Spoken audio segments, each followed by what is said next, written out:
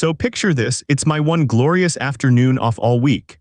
I'm nestled into a surprisingly comfy seat at the local mall Cineplex, overpriced popcorn in hand, finally about to watch Galactic Gladiators 7, Nebula's Revenge. Pure bliss, right?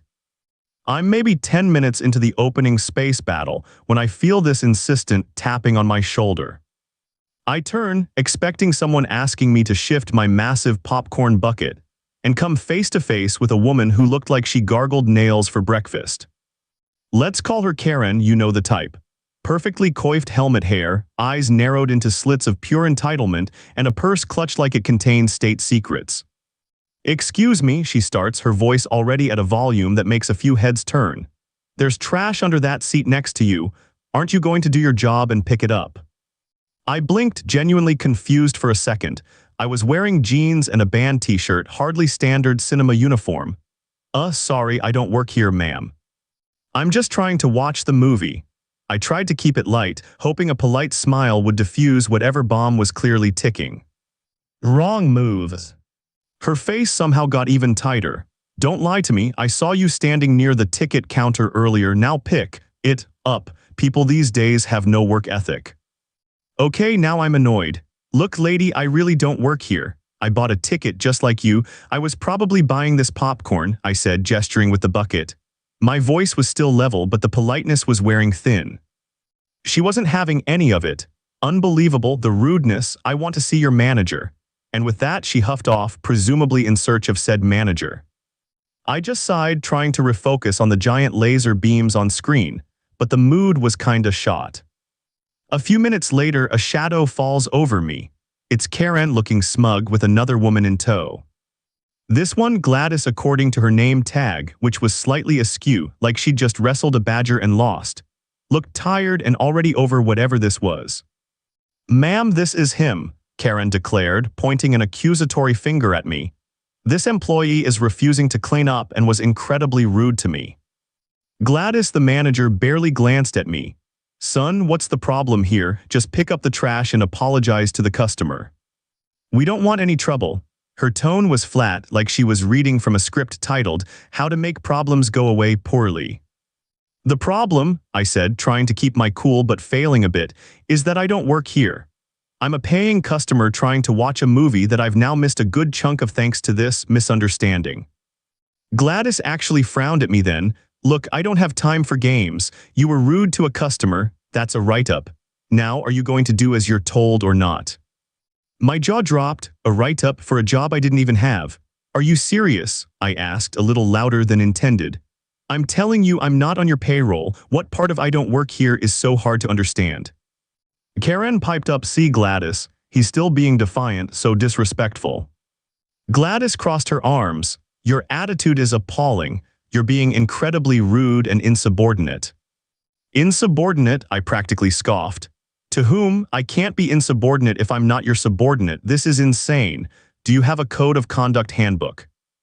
"Because I'd love to see the part that says you can harass paying customers and try to discipline them for jobs they don't hold." Gladys's face turned a rather unflattering shade of puce. "You are not seeing any handbook. You are clearly an employee trying to shirk your duties, and now you're just making things worse with this backtalk." "I'm not backtalking, I'm defending myself against a ridiculous accusation," I shot back, my voice definitely rising now. People were openly staring. "I'm telling you plain and simple, I don't work for this cinema."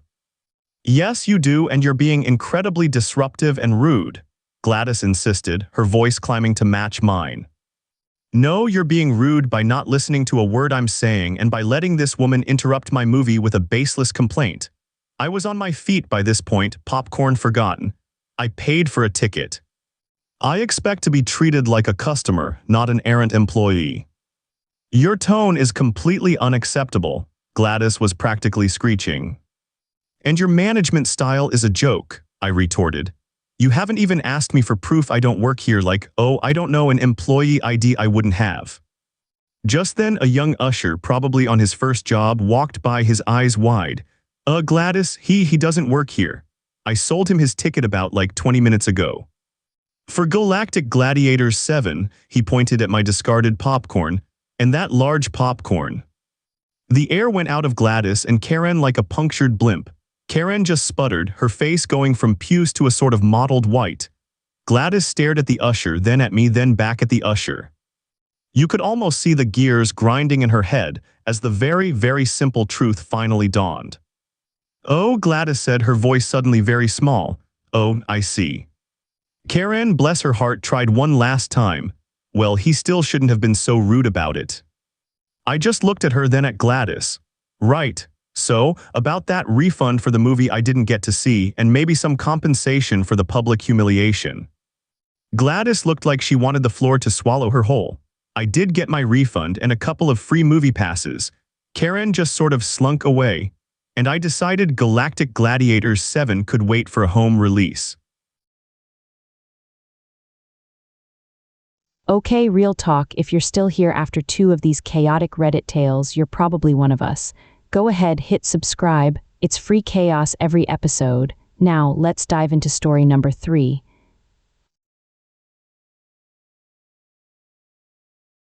Okay, Reddit, buckle up because I had one of those days.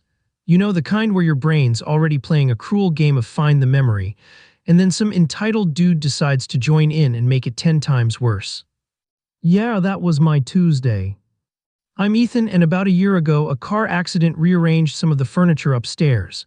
Now I deal with these episodes, waves of heat, disorientation, words getting jumbled. My brain just takes a little vacation. It's frustrating as hell, but I manage.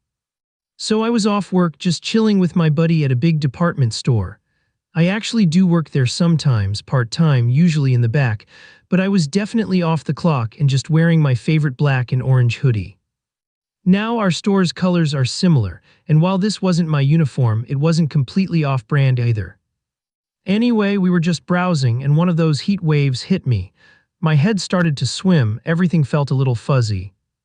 I was trying to just breathe through it when this middle-aged guy, let's call him Entitled Man M, practically marched up to me.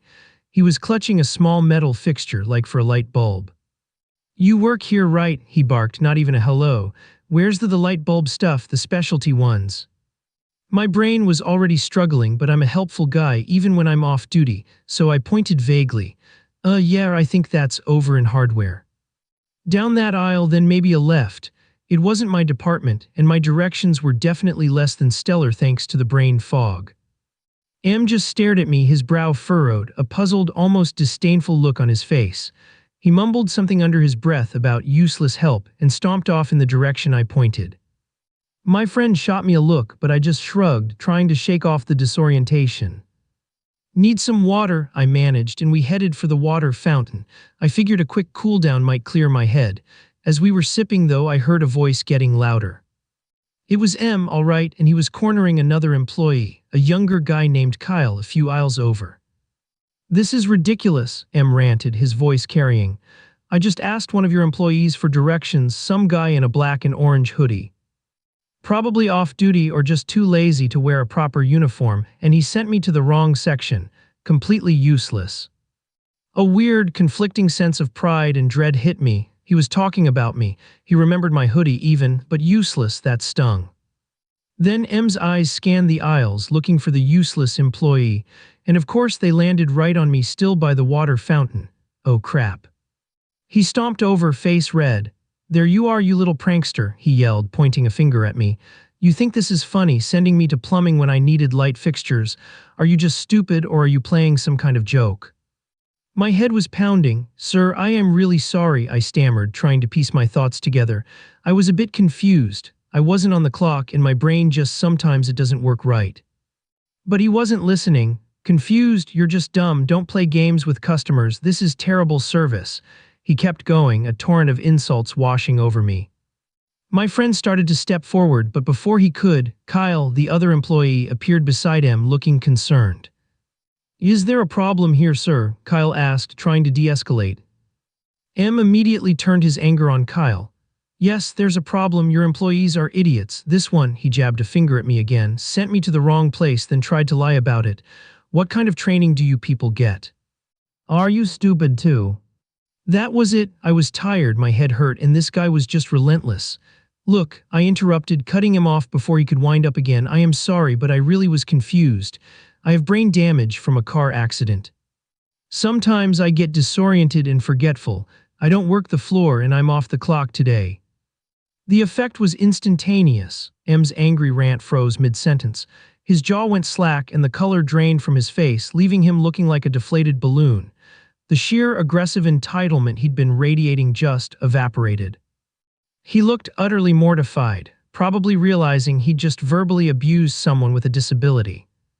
Kyle, to his credit, just nodded gently at me, then turned to M. "Sir, if you could just tell me what you're looking for, I can help you find it." M just mumbled, no, that's okay, I'll find it." He gave me one last shame-faced glance, then scurried away, practically running towards another aisle. It was a small victory, I guess. My head was still throbbing and I was completely drained, but at least he backed down. It's exhausting, having to explain myself just to get basic human decency.